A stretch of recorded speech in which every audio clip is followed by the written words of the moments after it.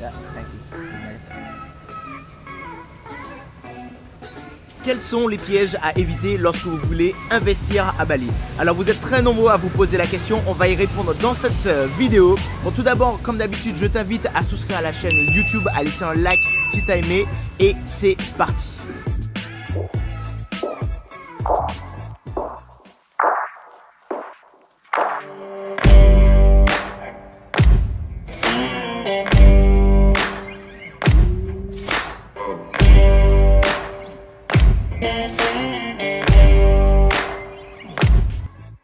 Première chose, ne pas vous éduquer sur le marché. Donc beaucoup d'investisseurs arrivent ici, ils pensent en fait que Bali c'est simple, c'est pas cher, qu'on peut faire absolument tout ce qu'on veut, mais en fait ce n'est pas vrai. Alors ce que je vous conseille si vous venez investir ici pour la première fois, la première chose c'est d'aller voir beaucoup d'agences immobilières, de vous rapprocher de gens qui ont déjà investi ici, de poser le maximum de questions, de vous renseigner en fait de type de villa que vous avez dans votre budget et enfin regardez un peu comment ça se passe au niveau des terrains. Deuxième point que les investisseurs débutants font beaucoup comme erreur, c'est penser que Bali c'est simple, facile et pas cher. Donc beaucoup de gens arrivent ici en se disant ah moi j'ai vu qu'à Bali c'est pas cher, on peut avoir des choses merveilleuses et qu'on peut rogner sur tous les coups. Ce qui se passe c'est que si vous diminuez généralement votre budget, vous allez forcément en fait diminuer sur la qualité de votre villa. La rentabilité va être impactée parce que à Bali, ce qui coûte vraiment cher, c'est les coûts de maintenance et c'est aussi ce que ça va vous coûter sur la revente. La deuxième chose qu'il faut bien anticiper, c'est que lorsqu'on vous dit une villa à Bali ça coûte 200 000 € et que vous allez avoir une 3 chambres par exemple, elle va être belle, vous vous dites waouh la villa elle est super belle, elle a piscine, elle est à 200 000 € ça va être génial. Eh bien ce qui se passe c'est que ces 200 000 € là en fait il faut les apporter en cash. Donc c'est vrai que la villa, ce qu'on regarde la valeur elle est pas chère, mais au final ce sont des fonds que vous allez devoir libérer en cash pour pouvoir investir à Bali. Comment ça se passe au niveau du financement? Donc je fais un rappel rapide. Donc vous ne pouvez pas en fait passer par la banque parce que les banques ne peuvent pas se garantir sur la villa à Bali parce que vous êtes à distance. Vous pouvez soit en fait acheter en cash, soit si vous avez déjà un bien payé en France, eh bien vous pouvez le mettre en hypothèque et la banque dans ce moment va vous donner l'argent pour pouvoir investir à Bali. Et enfin la dernière solution pour venir ici c'est vraiment de faire des achats groupés. Troisième point, et je sais que c'est par rapport à l'Europe, mais pensez qu'il y a des astuces de financement. Alors je sais que vous êtes habitué à ce système parce qu'il va falloir beaucoup optimiser en France lorsque vous essayez d'acheter des biens immobiliers. Mais à Bali c'est très différent. Le système il est vraiment très simple. Ici, comme je l'ai dit tout à l'heure, la seule chose qu'il va falloir faire pour pouvoir avoir une bonne villa, c'est vraiment d'amener en fait les fonds disponibles pour que le constructeur puisse travailler si vous passez par de la construction neuve ou bien acheter une villa existante. Et il n'y a pas vraiment en fait d'astuce en se disant on va essayer en fait de passer par des banques indonésiennes, on va essayer de négocier avec le propriétaire de la terre indonésienne, mettre son nom sur le contrat, tout ça en fait va vous mener à des situations très difficiles. Il y a beaucoup de cas ici, donc il faut faire très attention à ça. Préparez-vous, économisez et venez investir à Bali et là par contre vous pourrez avoir une rentabilité superbe. Quatrièmement, en fait, ne pas choisir un bon constructeur ou vraiment bien vous entourer. Alors ici c'est un peu différent par rapport à la France, que ça soit au niveau du notaire ou du constructeur, il va falloir vraiment trouver les bonnes personnes pour vous accompagner parce que ce qui ne coûte pas cher maintenant va vous coûter cher dans l'avenir. Comment vous faites alors en réalité ici?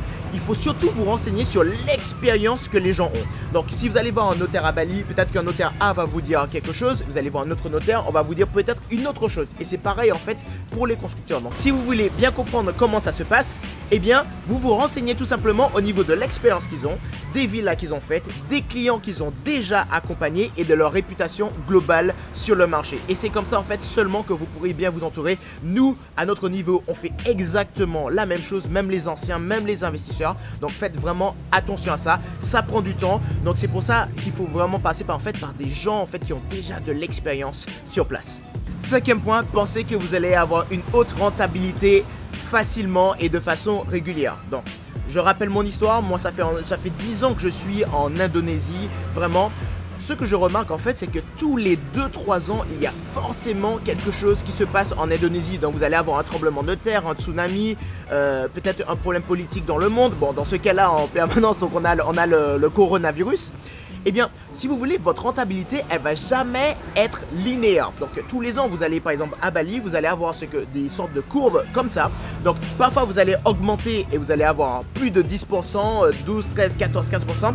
Et parfois, en fait, vous allez faire moins. Mais sur la durée, vous allez avoir une bonne rentabilité. Donc, ne pensez pas en fait que votre rentabilité sur Bali, elle va être linéaire. C'est des pays émergents, il faut comprendre ça. Il y a un risque, un petit risque quand même qui est associé.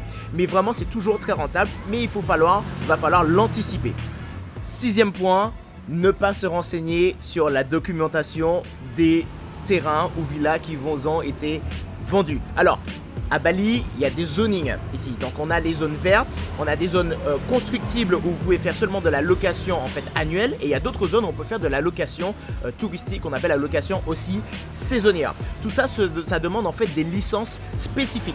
Lorsque vous achetez à Bali, il va falloir vraiment vous renseigner sur quelle zone vous êtes pour pouvoir en fait vraiment investir.